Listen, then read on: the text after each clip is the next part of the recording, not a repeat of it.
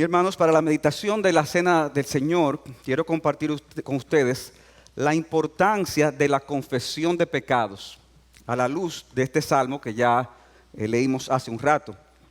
Este Salmo 32 era el salmo preferido de Agustín de Hipona y Martín Lutero le llamó el Salmo Paulino por la fuerte influencia que veía de las enseñanzas de Pablo ahí. Este Salmo 32 tiene una afirmación general en los versículos 1 y 2 y luego el salmista pasa a describir su experiencia para probar esa declaración general. Es decir, él dice: cuán bienaventurado es aquel cuya transgresión es perdonada, cuyo pecado es cubierto. Cuán bienaventurado es el hombre a quien el Señor no culpa de iniquidad y en cuyo espíritu no hay engaños. Esa es la declaración general que hace el salmista. Ahora, ¿por qué él dice eso? Entonces él pasa a hablar algo de lo que fue su experiencia. Se parece un poco a estas películas que comienzan con una escena en particular. Está un tipo preso en la cárcel, entonces otro le pregunta: ¿y por qué tú estás aquí? Ya déjame contarte la historia. Entonces la película como que va hacia atrás. O sea que esta es una declaración en cierta manera conclusiva por la experiencia que tuvo el salmista. Y quiero que observen en estos versículos 1 y 2 que el salmista dice que es dichoso, que es feliz, que es bienaventurado aquel que obtiene ese perdón de Dios. Es bienaventurado el que obtiene ese perdón de Dios. Dicho hombre es dichoso porque Dios entonces trata a esa persona como si nunca hubiese cometido ese pecado. Como si nunca lo hubiese cometido. En un sentido figurado, cuando el Señor ve a esa persona, no ve ese pecado porque el pecado ha sido cubierto, ha sido tapado. Es como que usted tuviera una herida en el cuerpo que pudiera ser desagradable a los demás verla, pero ya los demás no se impresionan porque dicha herida ha sido tratada y ha sido cubierta con un vendaje especial. Y eso es lo que hace el Señor con nosotros y con nuestros pecados. Él cubre nuestros pecados. Él le pone un vendaje especial. Y por eso es que Él nos trata como si nunca hubiésemos cometido dicho pecado.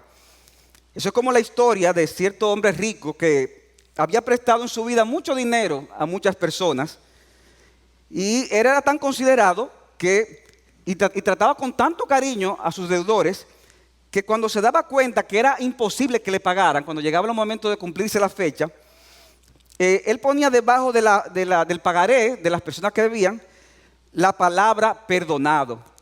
Y ahí le perdonaba la deuda. Gente rara, sí, ¿verdad? En estos tiempos. Pero después de su muerte, su esposa se dio cuenta de que era mucho el dinero que estaban amparados en esas notas perdonadoras. Y ella dijo: no, pero espérate, que eso no es así. Y ella comenzó a hacer gestiones para cobrar esas deudas. Y entonces eso generó conflictos entre esas personas a quien esa viuda estaba comenzando a cobrar ese dinero. Y eso finalmente tuvo que llevarse a los tribunales. Y cuando se llevó a los tribunales y se examina la situación, el conflicto, el juez toma esos pagarés y ve la firma de la persona debajo de esos pagarés y le pregunta a la señora, la viuda: señora, ¿es esta la firma de su esposo? Y ella contestó: sí, es la firma. O sea, donde decía perdonado, entonces él le ponía la firma abajo. Entonces el juez le dijo finalmente: mire, señora, no hay nada que obligue a estas personas a pagar esas deudas cuando fue su propio esposo el que escribió la palabra perdonado. No hay nada que lo obligue, ya que el que resultó afectado por eso perdonó dichas deudas. Y al celebrar la Cena del Señor sabemos, hermanos, que eso fue lo que sucedió con nosotros. Dios perdonó nuestros pecados, perdonó nuestras deudas y las cubrió con un vendaje especial. Y ese vendaje especial fue la obra redentora de Jesucristo. Las vestiduras nuestras manchadas por el pecado fueron puestas sobre Cristo. Y por eso es que la ira de Dios se derramó sobre Él. Pero también es un intercambio, como cantábamos. Las vestiduras de la justicia de Cristo fueron puestas sobre nosotros. Y de esa manera nuestros pecados fueron cubiertos y fuimos declarados justos desde el punto de vista judicial. Ya Dios nos ve con las vestiduras de Cristo, nos ve como si estuviera viendo a Cristo mismo. Nuestros pecados han sido cubiertos, han sido perdonados. Pero hermanos, existe otro tipo de perdón, y es de parte de Dios, y es el perdón relacional. Hay un perdón judicial que todo ser humano necesita si quiere ser salvo, pero hay necesidad de un perdón relacional de cada creyente. Aunque el cristiano, es cierto que todos sus pecados han sido perdonados de manera judicial, pasado, presente, futuro, existe una relación con Dios, una relación de padre a hijo, que muchas veces se ve afectada por causa de ese pecado que sigue morando en cada uno de nosotros. Es como la escena de Cristo con Pedro. No sé si recuerdan, cuando Él está lavándole los pies a los discípulos. Y Pedro dice, a mí no me vas a lavar los pies. Y Cristo le dice, Pedro, si no te lavo los pies, no tendrás parte conmigo. No, pues báñame entero entonces. Y Cristo aprovecha esa escena para traer una enseñanza teológica y le dice, los que están lavados no tienen necesidad de bañarse otra vez, sino los pies. Es decir, en el contexto cultural, las personas iban de un sitio a otro, salían bañados, pero se les usaban los pies porque lo que habían eran sandalias y eran terreno con mucha arena. ¿Y cuál es la idea? Que los cristianos hemos sido ya lavados. Usted está lavadito. Usted no necesita bañarse de nuevo porque ya Cristo lo lavó. Pero nos ensuciamos en el día a día, en este mundo pecador, y por la realidad del pecado nuestros pies se ensucian. Y por eso necesitamos de ese perdón relacional, Pero la realidad es, hermanos, que muchas veces nosotros como creyentes no gozamos de ese perdón relacional. Y esto porque no tratamos el pecado de una manera bíblica, porque tratamos de cubrirlo con un vendaje diferente al vendaje de Dios. Un vendaje diferente al vendaje de Dios. Y por eso dice el salmista en el capítulo 32, versículo 3, mientras callé mi pecado, mientras guardé silencio. Es como la fábula de aquel rey que era comedido en todo excepto una cosa. Él se preocupaba mucho por su vestuario. A él le gustaba vestir siempre la ropa más fina. Y llegaron a la ciudad dos personas diciendo que podían fabricar una tela tan suave, preciosa, pero era tan especial que solamente la gente inteligente la podía ver. Si tú eras un idiota, tú no la veías. Pero eso era lo último, esa ropa que hacían esos dos personajes. Cuando el rey oye eso, dice, manda a dos de sus siervos, vayan a ver el tipo de vestuario que es. Y cuando van a esas dos personas, le dice, ok, enséñanos el vestuario, ok, míralo aquí. Míralo aquí. O sea, ellos estaban viendo lo mismo que ustedes están viendo ahora. Nada. Pero esos dos siervos, como no querían pasar por idiotas, porque lo que se decía era que nada más los idiotas eran los que no lo veían, dijeron, oye, qué bello se ve, qué lindo. Y fueron donde el rey diciendo, rey, eso es precioso, tú vas a acabar con eso, rey, cuando te lo pongas. Y el rey entonces accede, ¿verdad? Le da los materiales, y obviamente ellos cogían el material y lo hacían, lo vendían y se robaban el dinero. Y finalmente llega el día donde le van a presentar al rey el vestuario. Rey, aquí está su vestuario. Y el rey ve lo mismo que están viendo ustedes. ¿Qué están viendo ustedes? Nada. Pero el rey tampoco quería pasar por idiota. Y el rey dijo, wow, pues yo no sabía que era tan bello. Vamos a ponérselo, rey. Y el rey se pone su vestuario. Entonces, ya usted sabe, entonces había una celebración en la ciudad en ese momento. Y el rey sale al balcón a presentarse delante de la ciudad. Y el rey sale, ¿con qué? Con nada.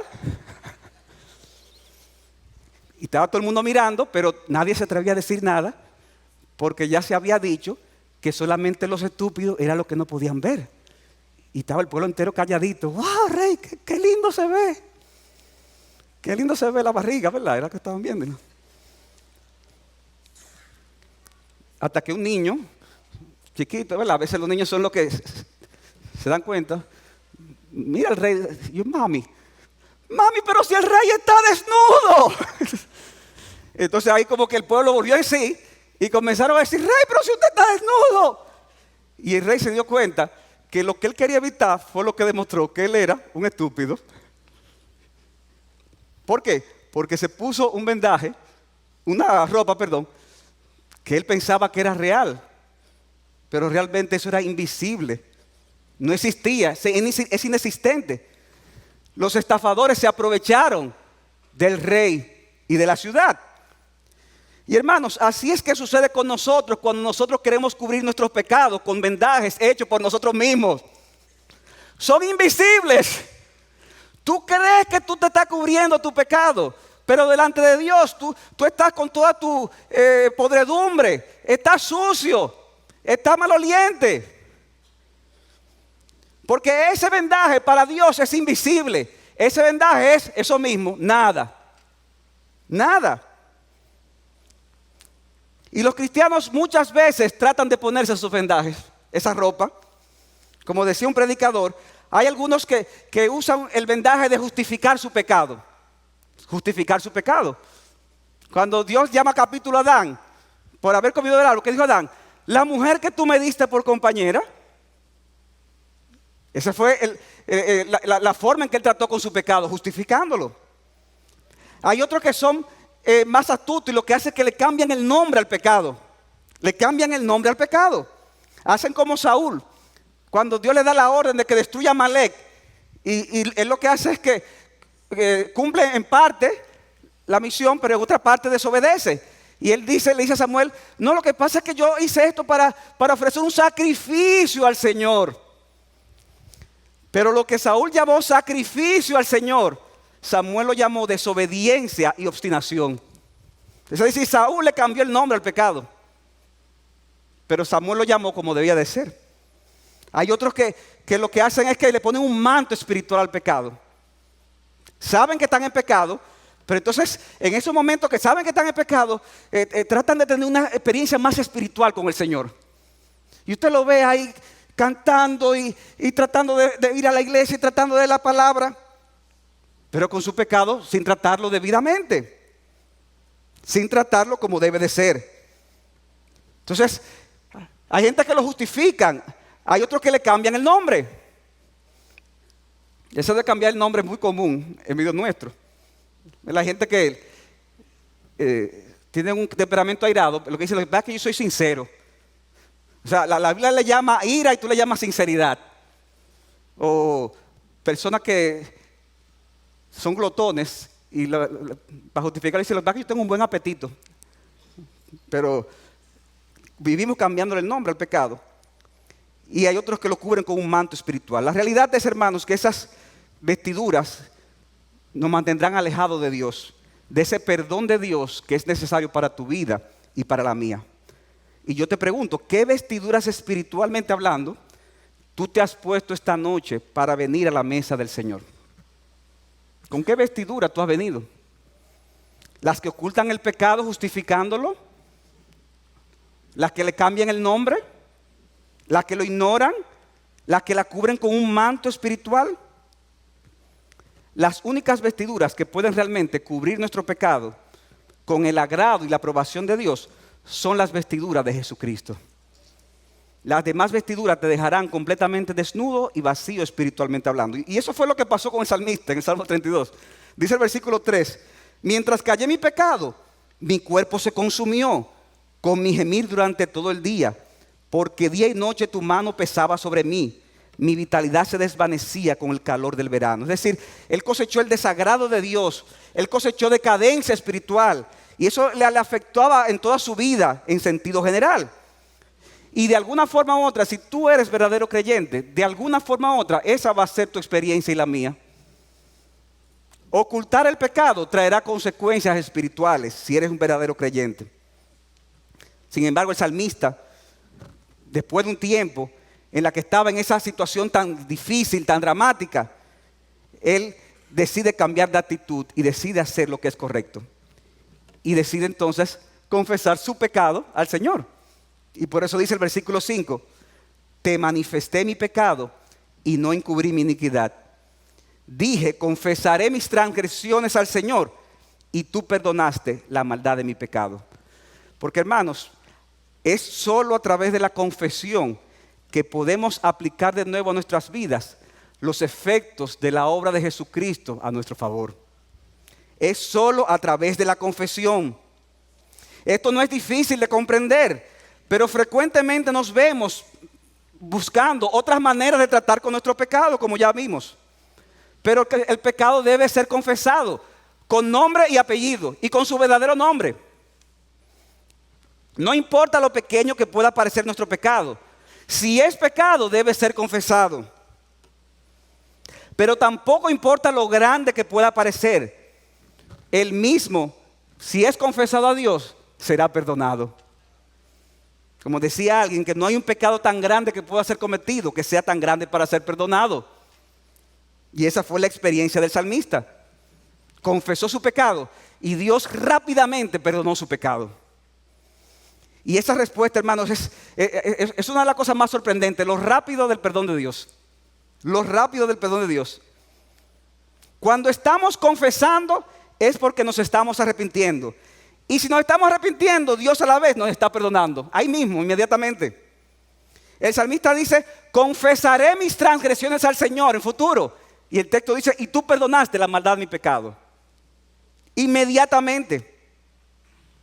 Y ese fue el testimonio de David, ¿verdad? Cuando está siendo enfrentado por el profeta Natán ante sus pecados. Pecados graves y terribles. Y dice 2 Samuel 12:13 que David en ese momento lo único que dijo externamente fue, pequé contra el Señor. Y Natán le dijo, David, Jehová escuchó tu oración, no morirás. Ahí mismo tus pecados fueron perdonados. Ahí mismo. Eso no quita que fueran pecados que tuvieran consecuencias en sus vidas, ni que David no necesitara una confesión más profunda como el Salmo 51. Pero hermanos, en ese momento este hombre obtuvo el perdón total de todos esos pecados escandalosos que había cometido. Y por eso es que podemos afirmar que Dios está más dispuesto a perdonarnos si nos arrepentimos que lo que nosotros estamos dispuestos a arrepentirnos por nuestros pecados. Dios está más dispuesto a perdonarnos si nos arrepentimos que lo que nosotros muchas veces estamos dispuestos a arrepentirnos de nuestros pecados. Por eso en la parábola del hijo pródigo, el hijo decide volver a la casa de su padre, pero recuerda la historia, él ni siquiera llegó. El padre lo vio a lo lejos y el padre fue que corrió donde él, lo abrazó y lo besó. Y mandó a hacer fiesta inmediatamente al ver que su hijo había regresado. ¿Has venido tú a la mesa del Señor con pecados sin confesar? Entonces te animo a que ahora mismo tú confieses tus pecados al Señor para que obtengas inmediatamente el perdón de Dios de ese pecado y puedas participar con una limpia conciencia de la mesa del Señor. Y entonces tú podrás concluir tu historia no en la angustia y en la decadencia, ni en la depresión con que el salmista inició el salmo, sino que la concluirás con esa exclamación de victoria y de gozo con el que él concluye el Salmo 32. Él antes veía a Dios que lo estaba afligiéndolo. Tu mano pesaba sobre mí. Pero ahora ve a ese mismo Dios que antes lo afligía, ahora lo ve protegiéndolo y liberándolo. Protegiéndolo y liberándolo. Por eso el versículo 6 dice, orará a ti todo santo en el tiempo en que pueda ser hallado. Ciertamente la inundación de muchas aguas, cuando tú sientas que te está ahogando, no llegarán estas a él. Dios te rescatará. Tú eres mi refugio, me guardarás de la angustia. Y dice, y con cánticos de liberación me rodearás. No dice, déjame perdonarte, pero ya, esto no es fácil.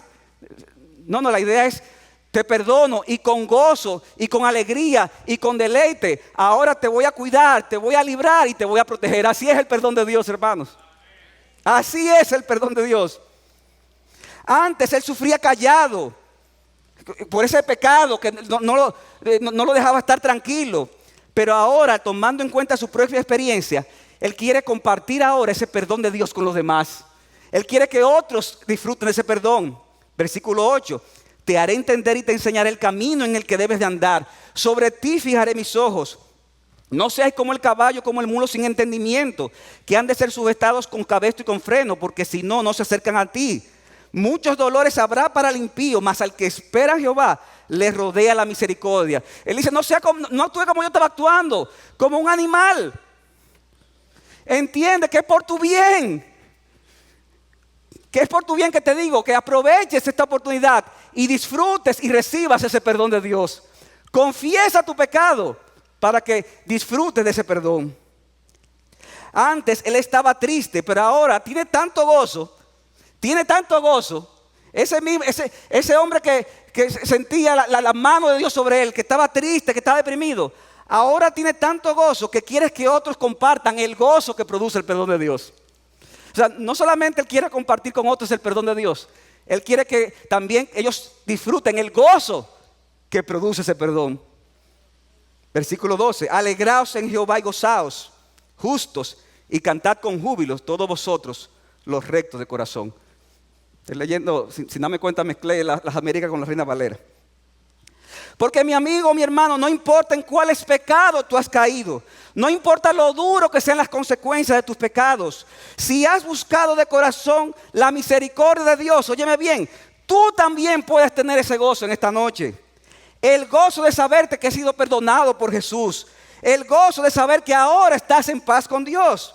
El gozo de saber que no importa lo vil y menospreciado que te puedas sentir, Dios te ve en Jesucristo y por lo tanto Él te ama con un amor que sobrepasa todo entendimiento.